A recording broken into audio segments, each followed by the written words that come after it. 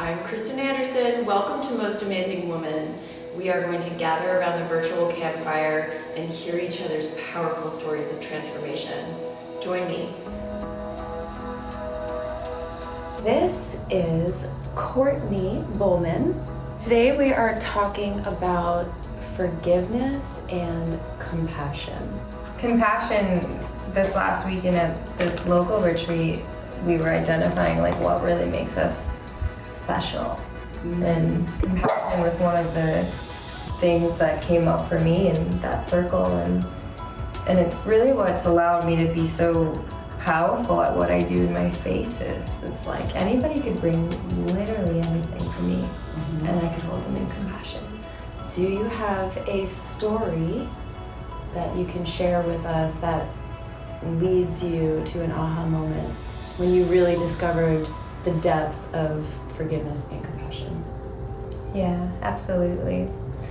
So much of my journey has been this discovery of forgiveness and compassion, so there's definitely many things I can speak to, but one of the most powerful parts of my story that really taught me these at a core level would be, so it was in college, I would say, when it first kind of started. I was 19 years old, and I had been walking home from the library one day after school, and I remember I was running late, and I was at kind of a moment of, do I take the path I always take home that I know is safe and well lit, or do I take one of these alleys to just get back faster so I get there on time? And chose the back alley, and what that led to was this experience of kind of being followed by this man, and I ended up getting raped in this alley. And for a few years I really didn't talk to anyone about it. A few close friends knew, but it was something that I was really just shoving down and kind of not looking at. And in this kind of course of these few years, I hadn't realized that I had actually, in this experience, I ended up getting an STD. Now it's actually an STI, so it is an infection that doesn't stay in the body, but HPV, super common. It's like crazy common. It's like 90% of the population has it, but men are carriers, and so women are the ones who have the actual physical experiences from it. Because it had been in my body for so long and I wasn't aware of it, it actually ended up turning into cervical cancer. And it's the only thing that can create cervical cancer in the body. How long to the time that you found out? It was years. I mean, it was literally years. I was in my mid-20s when I found out that I had cancer. And my doctors were able to pinpoint it back that far because of how far along it had come. And just kind of the process of the growth of that in the physical body. And so, yeah, I had it in my body for many years, and finally discovered it when I had some experiences of pain. I had a lot of physical pain and all of these things that were coming through that led me to find answers. How did that make you feel? Ooh, all of the cycles of that journey, for sure. I felt confused, definitely confused, angry. I've been very healthy my whole life. I've chosen the path of yoga, just cared for my body, healthy food, and just really loved my body, really took care of my body, and I was just kind of blown away that something like this could happen inside of my body when I cared for it so well. Right. And then that anger kind of transitioned into, I guess, acceptance. And then after acceptance, deep sadness and fear again. And then at one point it just kind of clicked that I was no longer going to be a victim. I was going to take control of this in my life experience, and I decided to heal and kind of took my own journey with that, because I definitely didn't take the traditional path of healing. Tell us more. That's the intriguing stuff we all want to know. What is your non-traditional path? I mean, I started with the Western approach. I did cell removal. I went through 5 or 6 rounds of cell removal, which is basically where they just scrape your cervix and they just try to cut the cells off. And it's really painful. You have to do it without anything, so you can really allow your body's physical response to let you know how deep is safe in your body. And so it was a very painful procedure, and I did it until I got to a point where that wasn't an option anymore. And so the doctors had said you can do chemotherapy or chemotherapy. And I had, as a young girl, watched my grandfather die from chemo, not from cancer. I watched him die from chemo. And so there was no question for me of whether I would do that or not. I knew I was not going to be taking that path. And thankfully, I had already been accepted to an Ayurveda internship program to live in India and to study Ayurveda.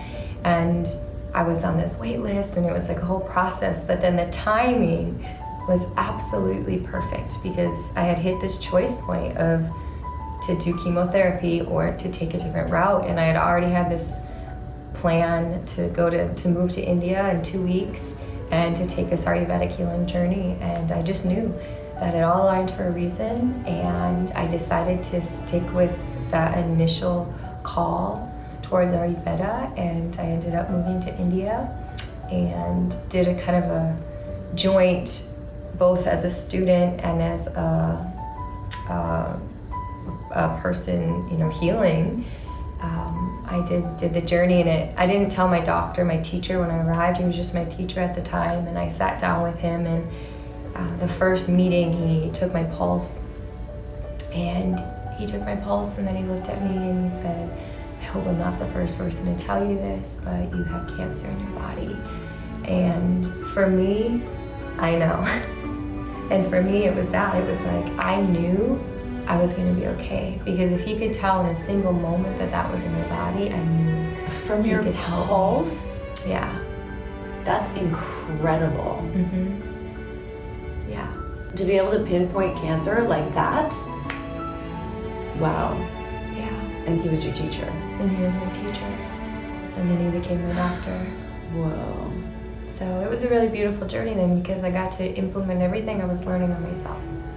And everything I learned, I got to practice. And I got to, both be a student and be a receiver. And then, as I moved into the internship, I got to really practice it with other people and talk about my own experience, because I was walking the path as I was learning it and as I was offering it to those who needed that healing journey as well. So I felt so incredibly supported. As crazy as this story was to get me there, I almost feel like the reason I learned it so deeply and the reason I know it on such a profound level is because it saved my life.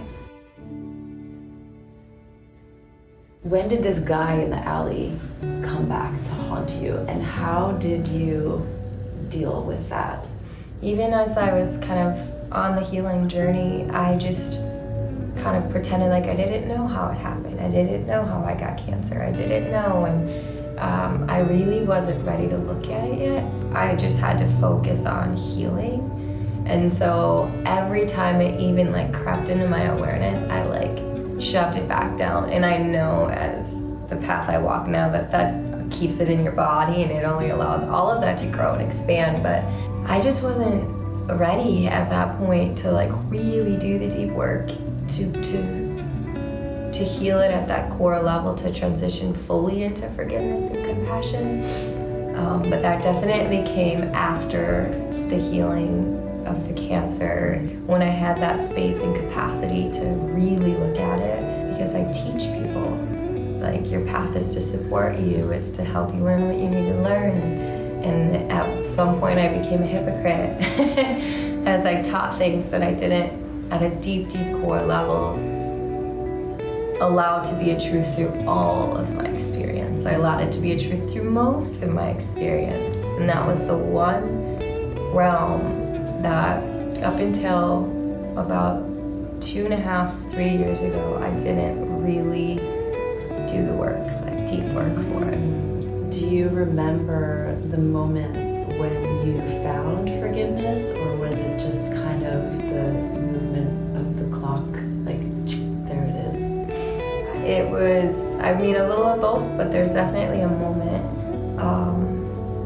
And it was 2.5 years ago when I was actually in Ecuador, and I was sitting at this park and I was watching this couple that was just like so deeply in love, sitting on the bench, and I was watching them like cuddle and kiss and just like so deeply in joy and in love. And I kind of like saw this man off in the distance, kind of like watching, and he had kind of darker energy and like a really just not safe vibration.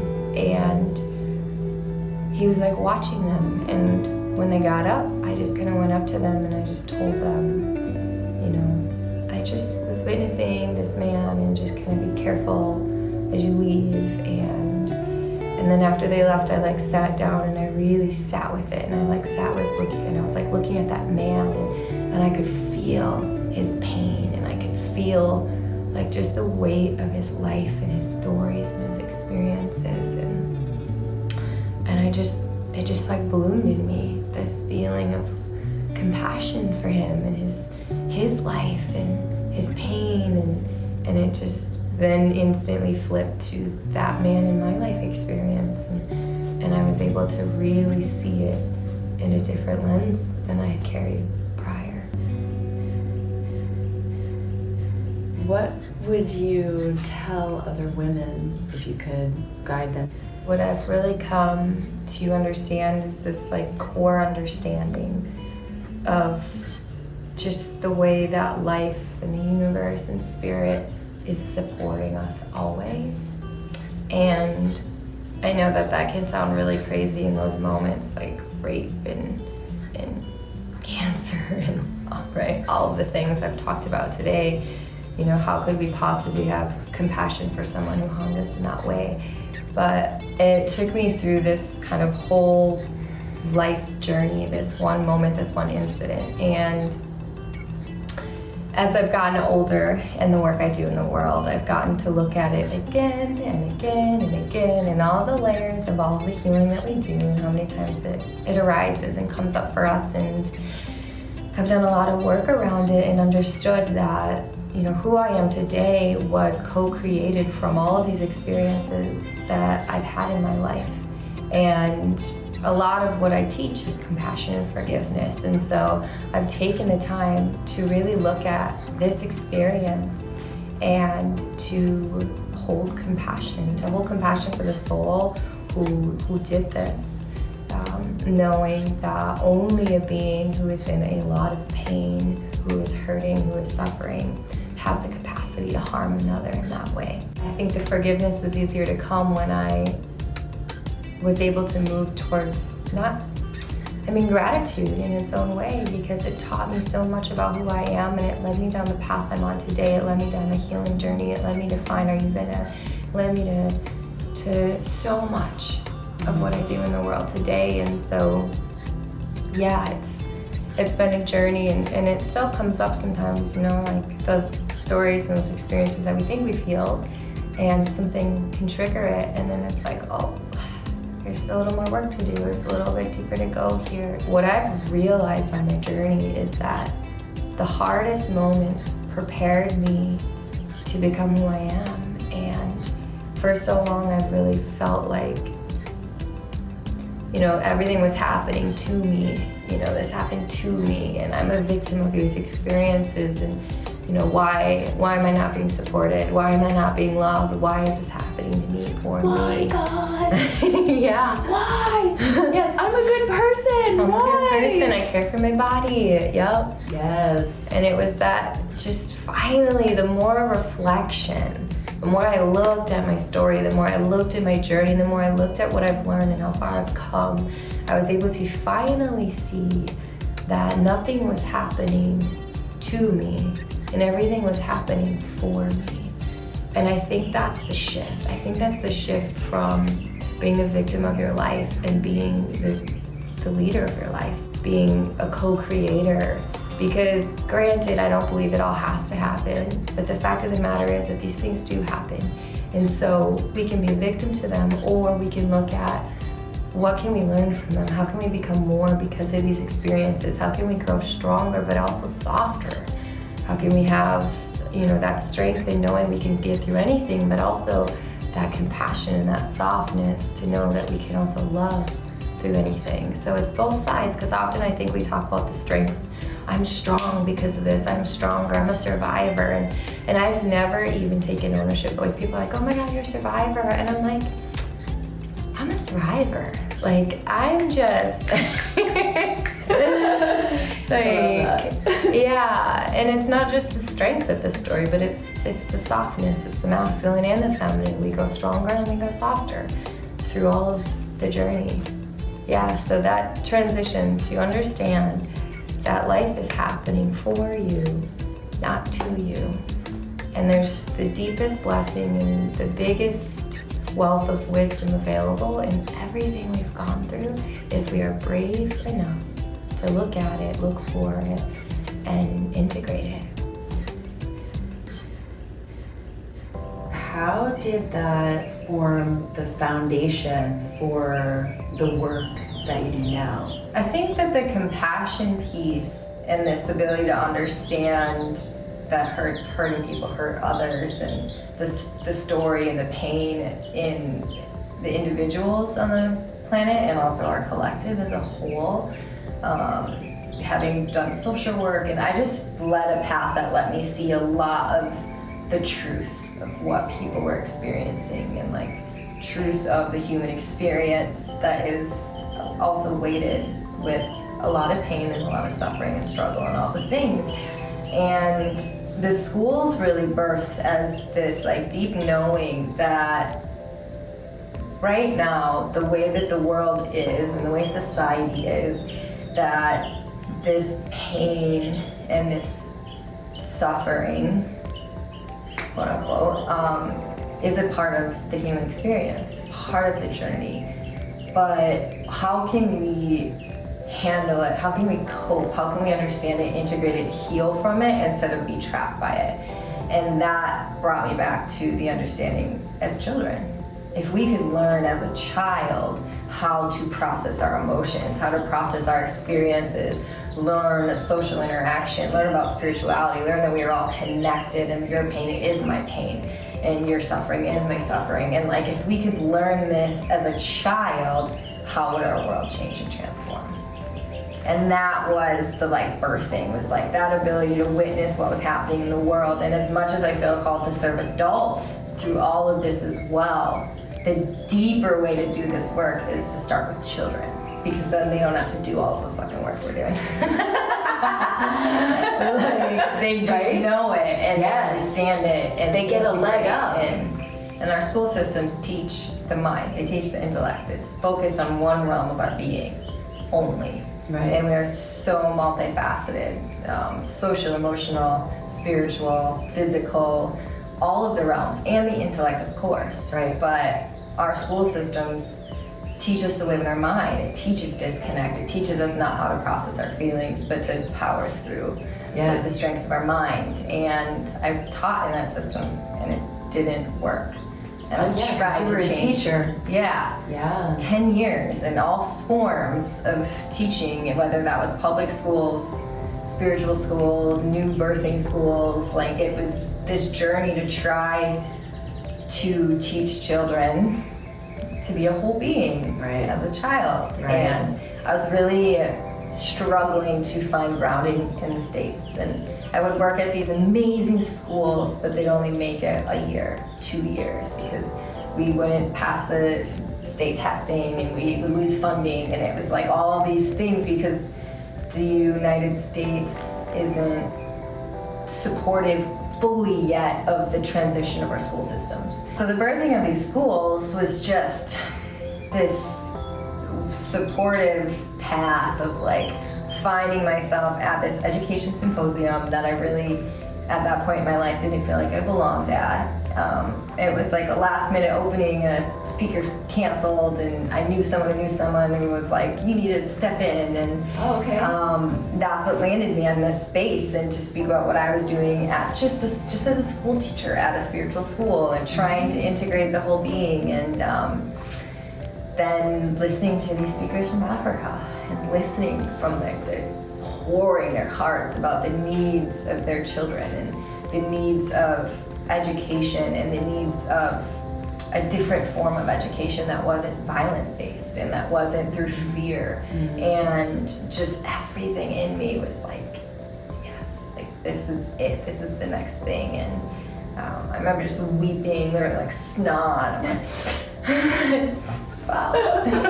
Like everything in me was like, this is it. And then like talking to them and asking questions and being like, well, we need someone to come and teach our teachers. And they're like, we'll write you a letter of recommendation, wait to apply. And I like went home that night and I applied, and was just like, this is it, I know this is it, I don't need any of that. Like I'm getting a phone call at 6 a.m. the next morning and doing this phone interview and getting this position to go to Africa and open these, like help transition the school from fear-based education to compassion-based education. And that wasn't their words, but I knew that that's what was being asked. And it's one of those moments where life presents you with something, and if you look at it in the present experience, it looks like you're surrounded in red lights, like this isn't possible.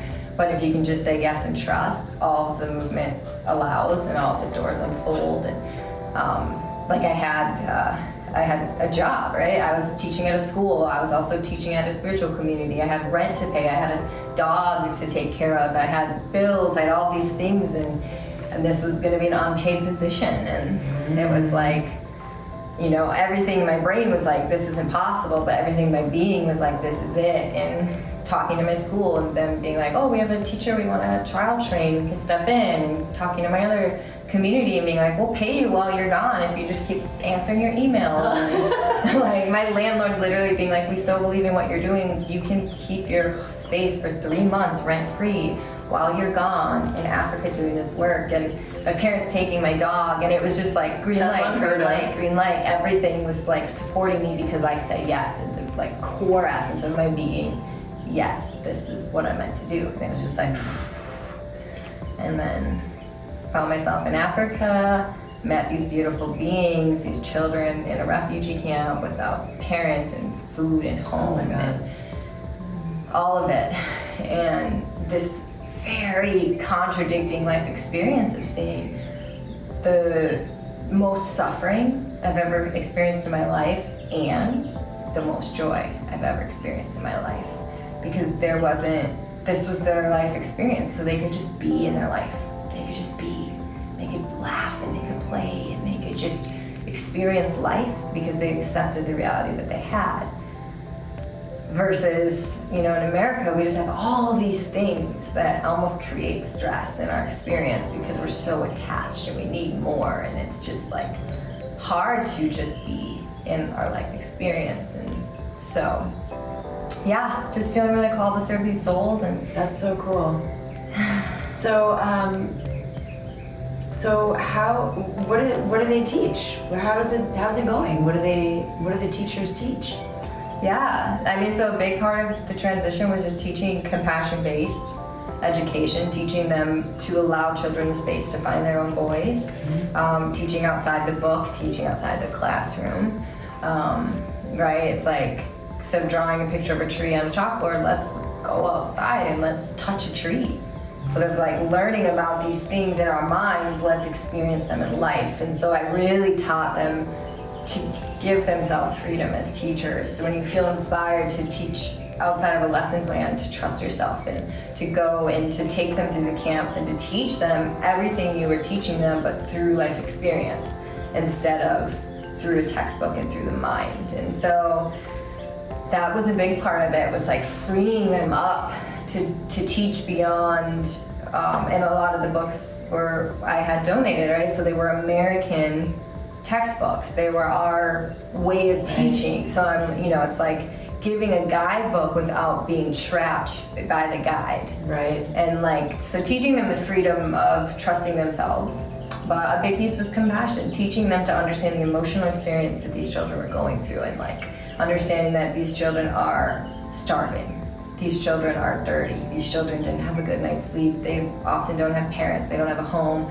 So if that child is zoning out, looking out the window because his needs, his basic needs are not being met, how do we meet them with compassion instead of aggression, instead of hitting the child, which was what was happening?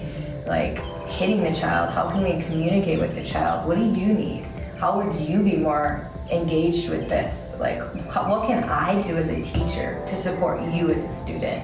And like engaging them in real conversation with their students. And when a child was acting out, instead of forcing them to be something they couldn't be in that moment, can you ask them, why are you doing this? Why is this happening? What are you feeling? And teaching them to have just genuine connection with their students, teaching them the value of the voice of the child that they are working with, and that that child is carrying so much wisdom and is teaching you as you teach him or her. And like really exploring the dynamic of the student-teacher relationship, and like that you're both roles at all times. And when you can do that, what can happen is profound, because you can grow and learn together and you can expand together. And so it was just this total transformation of what was possible as a teacher, and I couldn't do it in the States.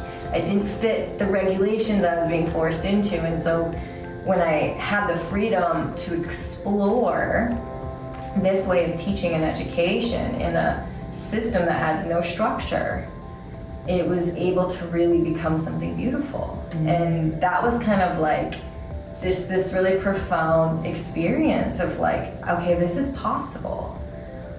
Now, you know, shifting it at some point to the United States, because I definitely am like core radical, like destroy this core system. But I'll be part of your army. Yeah. So how many schools do you have there? So we had the one that I had first come into, and then we were able to expand that one. So now there's 2 schools in this refugee camp, and then there's 1 school back from in Liberia, where all these refugees are from. Oh. And so that's in one of the villages in Liberia. So there's 3. Mm-hmm. That's amazing. And how often do you go there? Like how often? I mean, you live here, Yeah. right? So how do you handle that? Like teaching the teachers, do you guys Zoom, or how does that work? Yeah, I mean, at the beginning I was going every like 4 to 6 months, and I was spending like a month there each time. The first 2 times was 3 months, and it was really this just huge restructuring of belief, and it was so successful because these teachers wanted to be successful. They wanted a different way, but they didn't know a different way. And like being able to just show them in their own life experience. And I remember posing the question at one of my last talks of like, I hear you saying like, this is Africa. Because at first they were not as open. Like it took me being the example, but they would always say like, this is Africa. This isn't America. We do things different. This is Africa. And like having the conversation of, well, in America, we also used to hit our students. We also used to shame our students. We also used to yell at our students, and it didn't work. And so we've shifted. And here in Africa, you're in a refugee camp. You're in a refugee camp because of violence, and because of war, because you were pushed out of your life experience through violence. Was violence the answer? Do you believe that violence was the answer? Every single one of them. No, no, no, no, no. Okay. So do you believe that violence is the answer with your students then? With your children? With the future generations? Yes, it's the path that you've walked, but someone can change the path. So do you want to be the ones who change the path? And like actually being like, do you want to change Africa?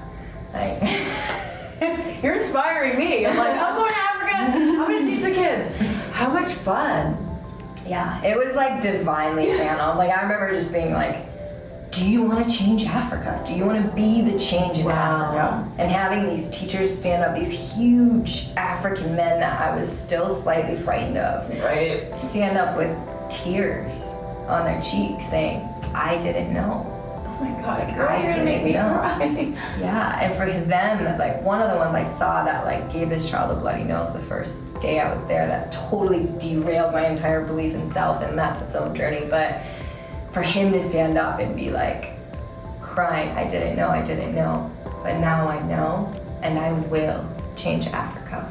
And it was like the deep belief in themselves to be the change birthed this entire thing. And so now with COVID and everything, going back has been a challenge, and like the regulations and all of it, but they own it for themselves now. It's no longer, it's not my movement. I birthed something for them to move forward. And so that's right now, honestly, I'm kind of sort of transitioning out in my own way of like, we've created these structures. They have an education where we've got a lot of computers donated, and so they teach like tech classes on the weekends and make money to fund the school. And we got garden projects growing, so we're supporting it with its own food. And they teach the parents after school and on the weekends, and so there's a little bit of money coming in for that. And so they're starting to sustain themselves in a way that I'm not needed, and I'm not the answer. I don't know how they need to teach their children. Right. I don't know how to be the change in Africa. I am not African. But I was a catalyst to the birthing of them stepping in their power and choosing a new path forward. And that's what's been really beautiful is like, and I've taken less ownership over schools in the past few years. I talk about it a lot less. I took it off my website, and it's not a lack of like, I'm so proud of it, but it's not about me.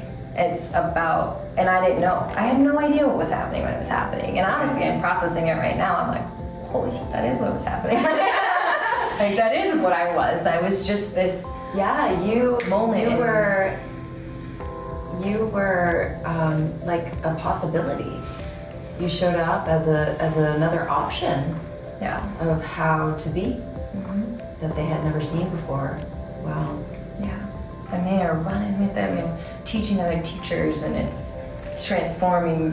It's transforming so much, and they're doing it. Like, it is, they're creating these new ideas, they're birthing these new projects, they're getting new funders, they're like really doing incredible things. And we've got great partners in the States too. Like, we've got Life Straw supports and gives water filters, so they have clean water always in the school. We have multiple like protein powder companies, and so we have partnerships that are helping sustain the experience. But like, it's really beautiful to witness the expansion and the growth of this thing that I had no awareness I was even embarking upon. Right. I just was like, yes, that's me, I'm coming after.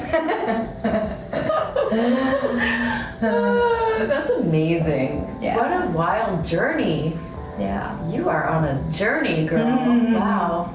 Yeah. But that's what birthed Wholesome Alchemy then, because it was like, okay, now I've opened these schools. How do I fund them? How do I fund these schools? Like, how could I even support this project that I knew was meant to be created? And like, that's why Wholesome Alchemy started as a body care product company. We sourced our oils from these regions. We made these organic body care products. The profits went back to the schools. It was this beautiful circular experience, and then it also became really exhausting for me, and I needed a new path forward that let me light up, that sparked me, because I like making soaps and stuff, but I'm not on the planet to make body care. Right. Like, that's not my path. Right. So it's just been this trusting and unfoldment and spark.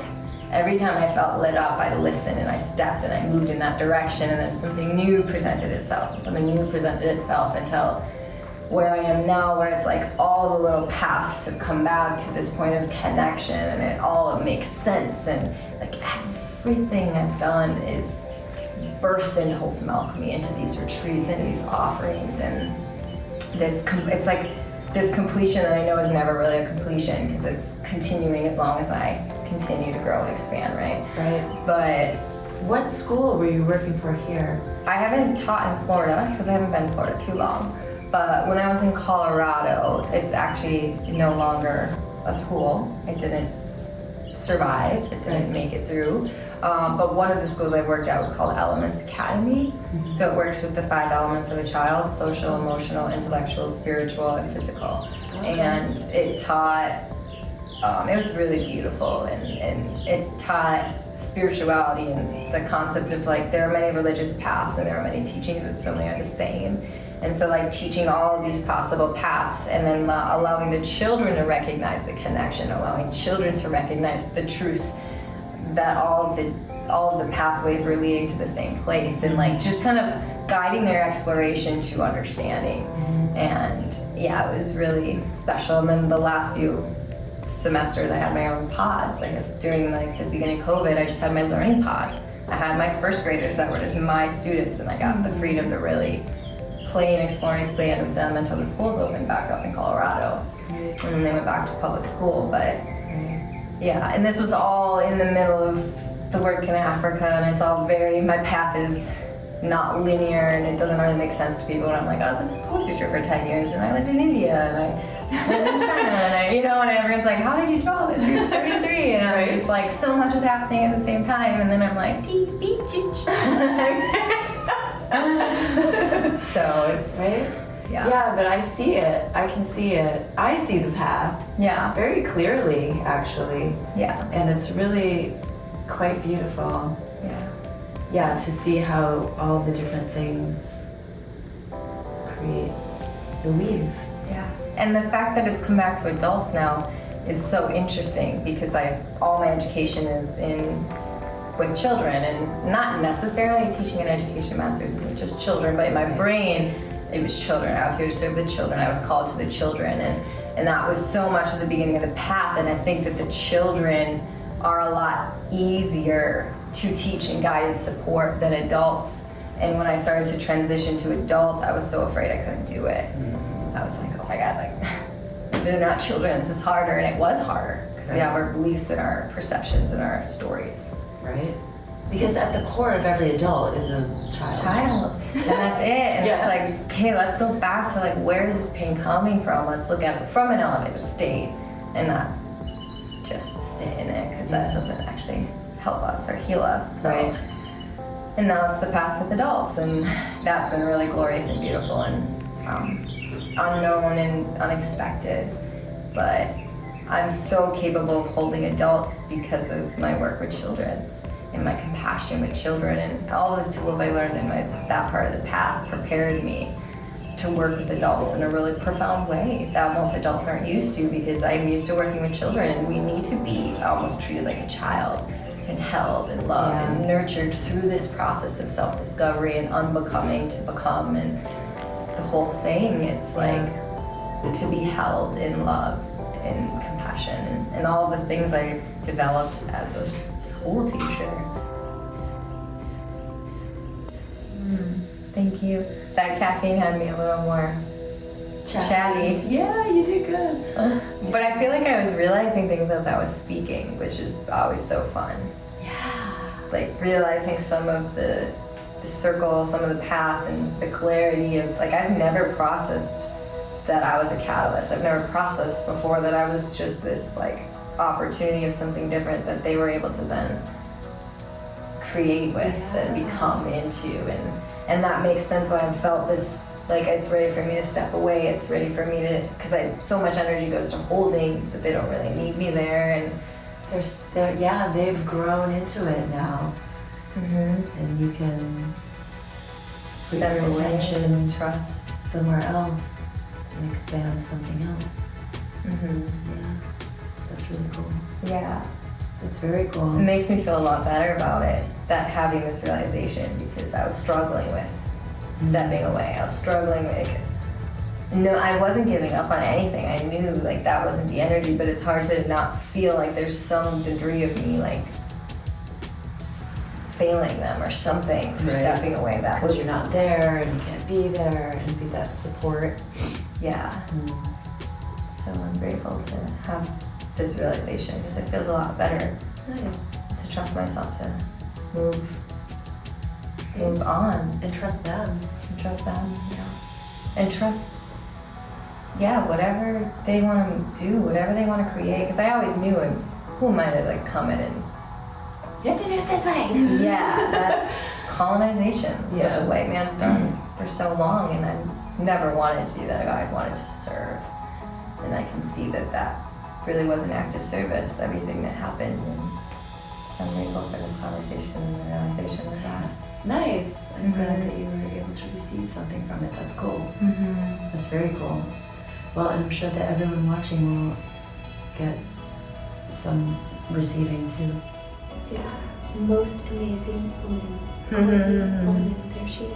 Where can people find you if they want to dive deeper and work with you? Well, my company is called Wholesome Alchemy.